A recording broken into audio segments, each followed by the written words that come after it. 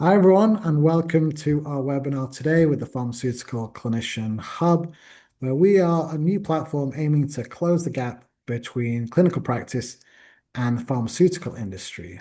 And I'm really honored to have an expert here today, Neil Wright, who has domain expertise in strategic partnerships and has worked for well over a decade at a premier hospital in the UK, Guy's and St Thomas's, as a commercial director. Neil, thank you for joining us today. How are you doing? I'm very well, thank you, Neil. Uh, Perfect. Yeah, we have good, the same good name, which is names. great. Yeah. So, as mentioned, strategic partnerships are very crucial from what we see at the Pharmaceutical Clinician Hub. There is a clear fragmentation between people in clinical practice and the pharmaceutical industry across the board from drug discovery, drug development, and regulation. And that's really very crucial to try and better streamline the process. So over to you, Neil. Very happy to hear what you have to say around strategic partnerships. Thanks, Neil. I think when we first sort of got to know each other and we were having conversations about a number of things, but one of the areas was around PCH. What became evidently clear is that for the hub to be successful, there's got to be some sort of cultural and attitudinal changes towards organisations working together. So I think, as you said when we first met, yeah, there's this paradox, which is pharmaceutical companies Yeah. are involved in some of the greatest breakthroughs and continually developing, new therapies Mm. for patient care, and yet within the world that is delivering that patient care, um, there's always that slight trepidation and you know perhaps sometimes a sense of trust issues.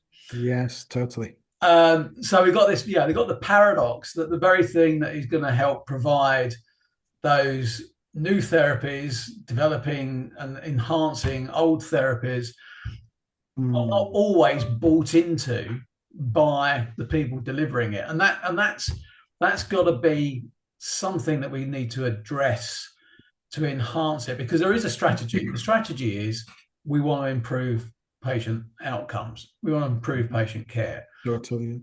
and both sides of the divide. So healthcare professionals, be it consultants, doctors, nurses, allied Mm. healthcare professionals, and the pharmaceutical companies, that has got to be one of their key drivers, is improving patient care. So Yes. so there is strong alignment already between all of the stakeholders, and most Mm. importantly for the patients, that Yeah. this is something strategically we're all aiming for. Yeah. The So aim is very clear, totally. yeah, so therefore, actually working in a partnership structure has got to be one of the key ways to move that forwards.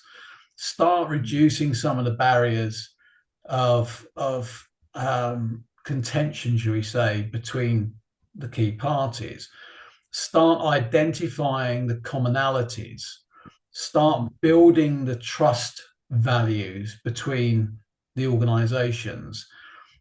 Still have regulatory powers and requirements in place to protect, but they should be enabling those relationships and that partnering culture to thrive, not Mm. not be, should we say, um, exploited, but Yeah. certainly, so protection needs to be considered, but rather than regulatory legislative conditions stifling, they should be enabling. Um, Mm. and then that will provide the potential, which I know is the PCH key objective, is Yes. for the allied or the health professionals to have a far deeper, better understanding of those therapies that are coming Mm. forwards, to be able to better support, educate, and enable patients to optimize for them Mm. those therapies to benefit their health. And also then a greater, deeper understanding for the pharmaceutical companies to be Mhm. able to not just develop the drug, have some very good detailed information that gets passed on to the clinical delivery teams, Yeah, but then actually understands how the drug or the therapy is being used in real time, and where some of that's the it. feedback that those teams can identify and ensure that, and there might be small subtle things that can make a big difference to the patient, but how do they make sure that that information is passed back to the pharmaceutical companies so they can then optimize and continue the development of the therapy or the drug or the medicine Mm. beyond just that development, and then receiving back, I think as you were saying, they receive back information on risk, Mm. on um, contraindicative Yes. circumstances, etc., etc. But what they don't get back is necessarily this is how it's been received by the patient. These are the things that the patient needs to be thinking about and understanding. Mm. These are the area. These are where we've got questions. I need to go somewhere with those questions, and that Yes. can all be developed through partnership working. So, I Mm. mean, does that with you sort of resonate? It's very interesting what you mentioned there, Neil. So I think totally got it. And I think the first theme that I'd like to explore further, if I may, is this sort of aspect of trust. So for some bizarre reason, Yeah, there is a kind of distrust, and it's about human behavior at the end of the day. We can all sort of work within organizations, don titles and things, and be observant of hierarchy. But if there's no trust there, then things just generally break down. And I think when you look at the pharmaceutical industry, it's very clear, particularly from the media or the way many of my colleagues think, is that there is sometimes a negative lens there. But at the yeah, end of the day, we know that without the pharmaceutical industries, we don't have fantastic drugs like aspirin, many of the diabetic medications, chemotherapies, immunotherapies that are coming yeah, out, so on and so forth. So I think, one of the things that maybe could be worth exploring, and I'm happy to hear from yourself here, is that currently the way I observe is pharmaceutical members may come to the hospital, they may talk about new therapies and kind of meet and greet in that way. Um, but I think what's lacking is actually just, to use a common phrase, getting around the table and just sort of getting to know each other, despite the fact that, we have these sort of professional titles and agree that the overall aim is to improve patient care. I mean, I don't know. Like, I'm going to reflect on it further over the next few months. But trust, I think. What do you feel? Like, what do you think could be a good way from your experience, just generally in strategic partnerships? How do you build trust? Like, is there any stepwise approach? Like, what have you learned over your years in this area? so you're absolutely right. It's trust is built on experience, Hmm. on human interaction. Yeah. So it's got to be interaction on a very personal basis. It's individuals meeting and communicating, understanding each other as human beings, but also understanding and building the trust of organizational trust. Yes. Um, there is a level that can't be done overnight. That has to be built on regular interactions that are designed in an intentional way to start building value, start building an understanding of open communication. Hmm. Um, and it's about often actually exploring in round table, getting around the table Hmm. through actually doing things together, what you share jointly, where you've got shared values, you've got shared cultures, you've got shared mindsets, shared targets, objectives, etc. Because as soon as you start thinking in a proactive, positive way, Hmm.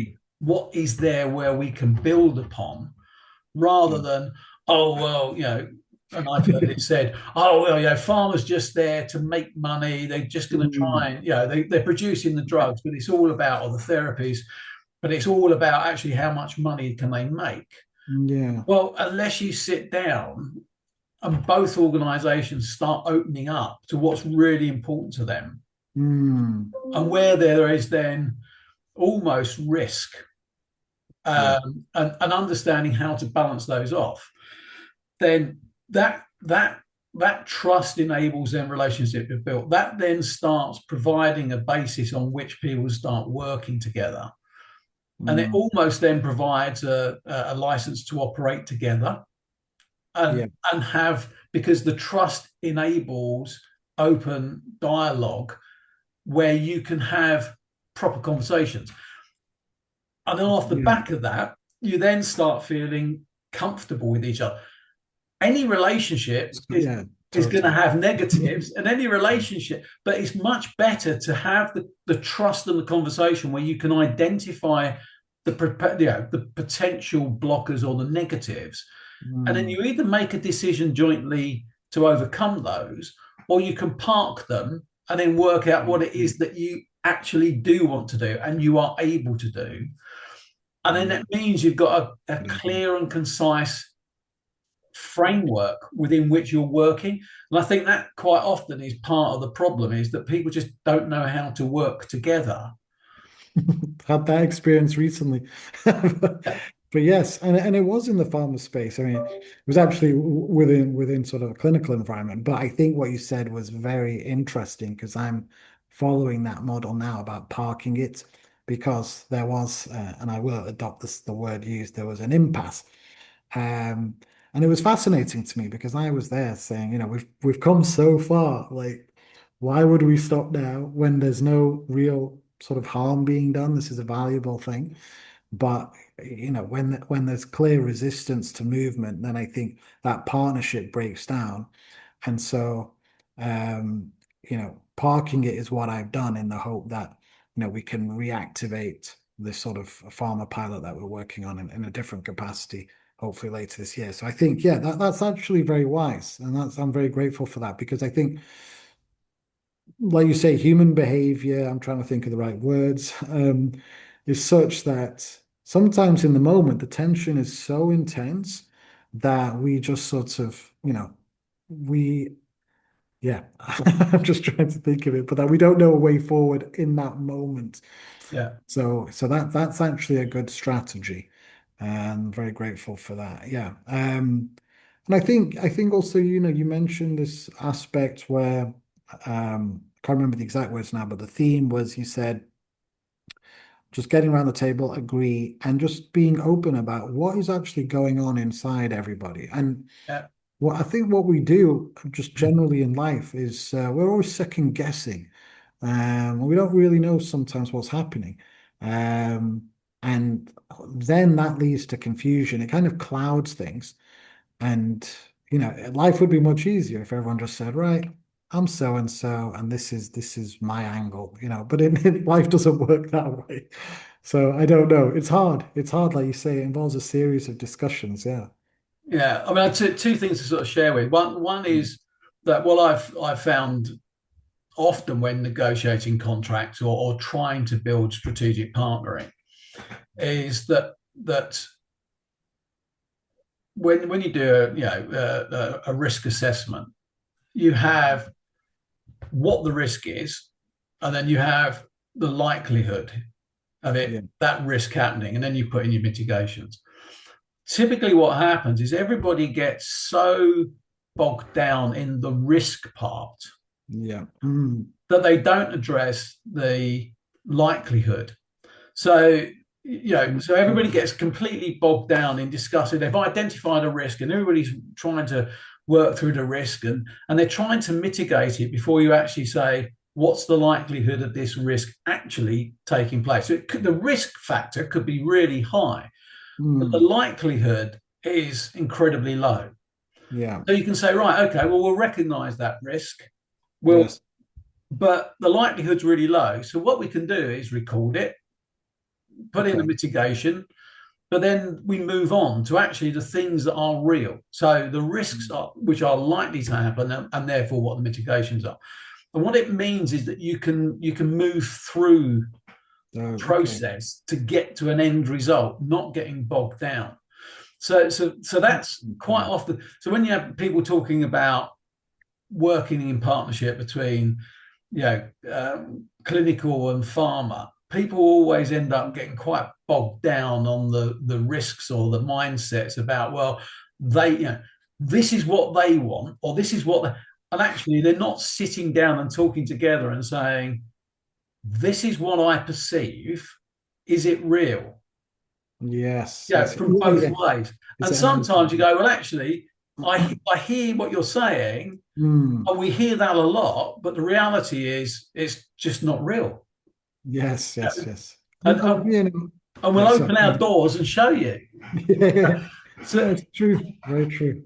I mean, there I, was a good, so in a real world example, when I was at Guys, um, something I talk about when I help organizations to start structuring and putting together strategic partnering through mm, NW Management Consultancy, yeah. um, is we talk about the golden bullet meetings. So these are meetings Okay. where you bring the right people together to properly consider what is being discussed with the aim and objective of actually something happening from it. Mm, And we talk about those meetings shouldn't be chats. They shouldn't just be, meeting together, having a great conversation, then walking away and looking forward to the next meeting. You should be there to actually achieve something. Uh, yes. and we did some work. So when I was with Guys St Thomas's, we were doing some work with a pharmaceutical company, Mm, and we were looking at this. It was the early stages of developing a strategic partnership. But okay. but when we walked into the room, there was a real slight tension between both. So we Okay. had very senior leadership in the room for Guys and Thomas's, very senior leadership in the room for the farmer, Mm, and there was just that's that interesting. slight. Wish I was there. Well, but it was an interesting day because at the beginning of the day there was that slight sort of electrical tension of both parties knew why they were in the room, Mm, but there was that slight tension, and we did an exercise which was what's important yep. to each organisation.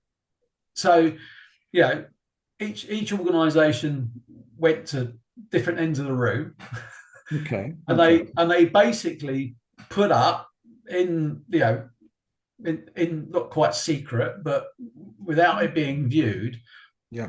what's important, what are the key things that have real value to the organization, what are the red lines that are always defendable and are key objectives. Mm, um, and then what we did was we then swapped sides, and then okay. effectively unveiled. Makes and sense. what and what was really interesting was that when the GSTT went to the farmer side, the farmer went to the GSTT side,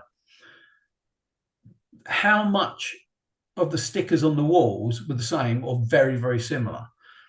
And the one overriding thing Okay. was patience. Okay, great. So there was alignment there. Absolutely. But Okay, that's but good. if you'd have sat both the groups down and had something needed to be done in such a way to create that, Great, like nice. the light bulb moment. Yes. I'm going to try that actually, because I think, yeah, rather than sort of having the tension just looking across the room, the sort of writings and then looking at what everyone else is doing. And clearly the theme was in agreement. Yeah. I wasn't expecting that actually. So that goes to show how my mind is wired. But yeah, no, And then what interesting. that meant was that we now had a commonality Hmm. and a common objective. And then there were things on each side where each party was slightly nervous about what they read, but Hmm. it was easy to say, right, okay, we've been truthful, we've been open, that's enabled trust. So we now can see the things of contention, so we can record those and we can mark them. Yes. But what we found is actually there's a lot more in common than we thought, Mm. and that provides us then the mandate and the structure to start doing joint work together Yeah. to common goals and objectives, knowing Rather that than the absolutely overriding importance for both parties was yes. patients. Yeah. No, that's really good. So that there's certainly value in bringing the two organizations closer together, I think, rather than sort of pharmaceutical industry members offering the novel therapies, which is great, without much understanding, as human beings on either side. Because, one thing that I would like to share is we get invited to these meetings a lot. Um, and it's usually sort of virtually. Sometimes members from the industry will come, but a lot of them are scattered across England, so it's quite hard, depending on location. And we'll go through slide by slide the protocol of the novel therapy, and that just from watching in the room, what happens is I think everyone just sort of says, okay, well, yeah, I mean, another sort of protocol discussion, and let's just start. But I think that the disconnect there then is that sort of connectivity between the two groups is lacking, and that's Yeah. important. Um, what do you think if I just push it slightly? So having just reflected in real time, how would you ever start trying to form partnerships between pharmaceutical industries themselves? Because there's a lot of competition and, well, is rivalry the right word? I don't know. But I never really, and I think what was it recently? I was reading about how there has been alliances in the car industry, which after a while didn't really work out for various reasons. Um, I think it was Renault and Nissan, wasn't it? Or was it France and Japan, the car industries? I can't remember, Yeah. but it crashed and burned after a while. But yeah, do you think we would ever get to a point, and it's kind of hopeful that pharmaceutical companies, let's say GSK and AstraZeneca, right? So, well, give us an example. Would they ever come together, do you think, and just say, let's form an alliance? Or are we too far away from that? I think we are a way off. I think Agreed. I agree. just but I think there is opportunity. It might not get to that nirvana of sort Mm. of Yeah. regular and free collaboration together. But I think a couple of things. I think the hub provides a brilliant bridge Mm. between organisations Yeah. where information, relationship building, knowledge, experience. It provides that bridge between organisations where that can is a conduit or an environment where that those conversations, that interaction can take place because it's almost, it's in the middle ground and it's a connectivity point. And I think that's where it's got a real opportunity to enable that partnership work to start to materialize, not Yeah. necessarily through pure intent of this is going to be a partnership, but all of the disciplines of partnership working, if they sit within that environment, will Mm. allow it to happen. I think with pharma or within even with pharma or industry is Mm. where there is typically, and what we've tried to do before is you provide either a common threat Yeah. or a common opportunity, and typically both there is a threat and an opportunity Yes. True. Very true. where working collaboratively would enable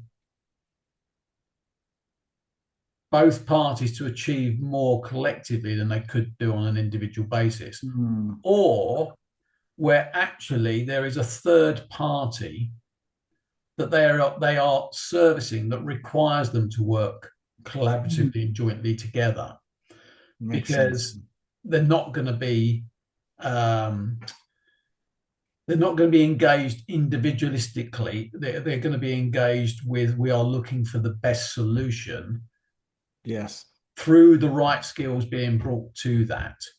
And I think that's where um, healthcare organisations, the government, national bodies, Mhm. etc., Yeah. could start to think about actually how which are the where is the big opportunities, the big challenges where actually collective working is going to deliver far Yeah. more effectively. Now, COVID was a brilliant Mm. environment. It didn't necessarily cause farmers to work jointly together because there was still a race to produce Yes. the vaccines. But what it did do is it forced lots of other organizations to drop barriers that are historically there to start working together True. Very to true. expedite. Now, perhaps we're being slightly optimistic, but that that situation demonstrated what could be achieved with Mm. that True. cultural and attitudinal mindset. Yeah. If, 100%.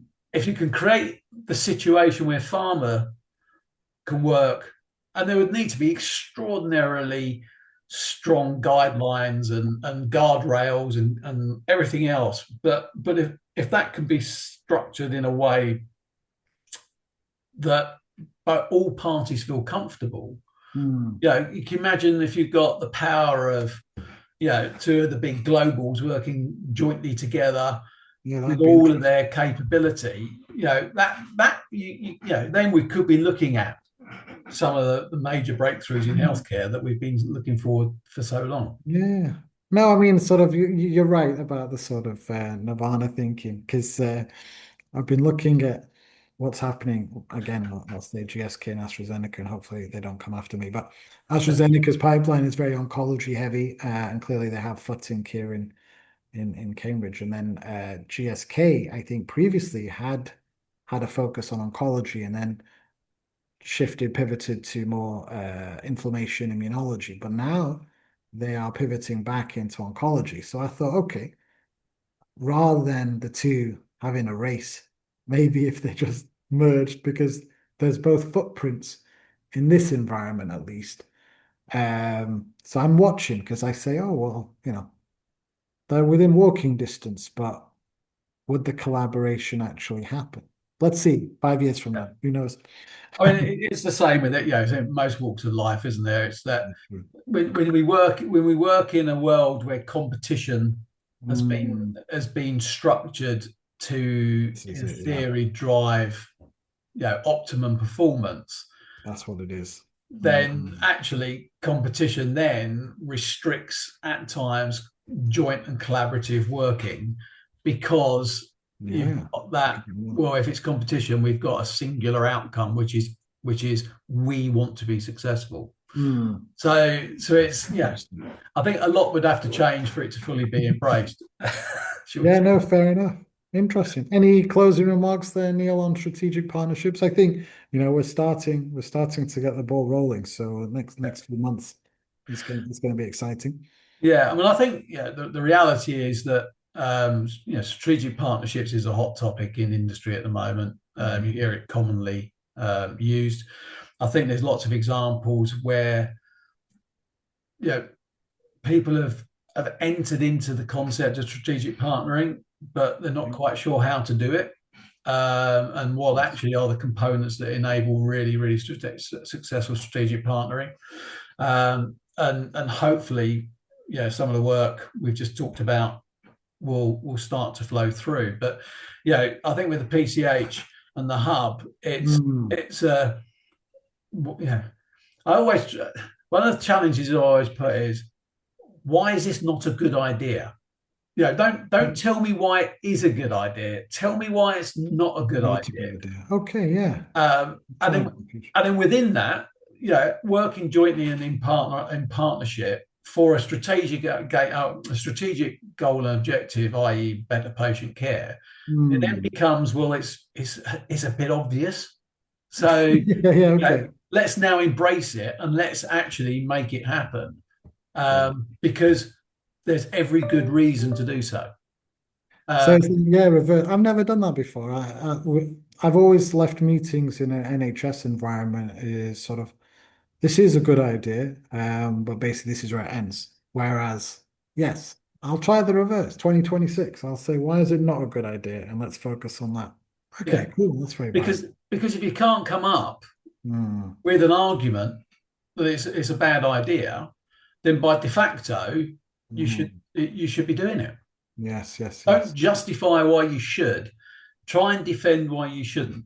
You know, That's, that's fundamental good governance, if you think about it, is if you've got, if you've got an idea, you take it to somewhere to give you governance, to give a governance oversight. Their job isn't necessarily to agree with you. Their job is to say, why shouldn't this happen? And if they can't find cause or reason that you've written a really bad business case, or actually it doesn't make sense because it creates risk, or from their expertise they can identify a whole raft of mm, unidentified consequential issues.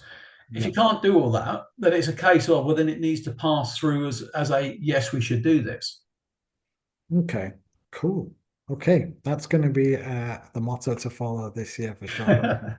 And then do what you're doing already, which is Yeah. working with, because you're great. If you see an opportunity, you talk to people and you say, right, Yes. how can we do this, and how can we do it partnering together rather than trying to make it a transactional Yeah, process, no, which definitely. has its place, but when you're trying to jointly achieve something that has a positive impact, a win-win outcome, the time we've got to know each other, I know that's very much in your style and your mindset. So Yeah, that's totally me. And from a sort of economic perspective, I never studied economics, but it creates opportunities, right? So yeah, what I find is often the limiting sort of step is, it's a disruption, it's a threat. We have to close it down. And it's like, well, actually it could lead to things if we just bear with it. So anyways, that's yeah. the sort of positive mindset I have. Perfect. Well, thanks so much Well, for joining us. no, And thank you, Neil, for the invite. looking forward to working with you in the future and catching up with you when you're next in Cambridge. Brilliant. Look forward to it. Get a Take coffee care. together. Yes, definitely. Take care. All the best. Thank you. Bye. Cheers. Have a good evening. Bye.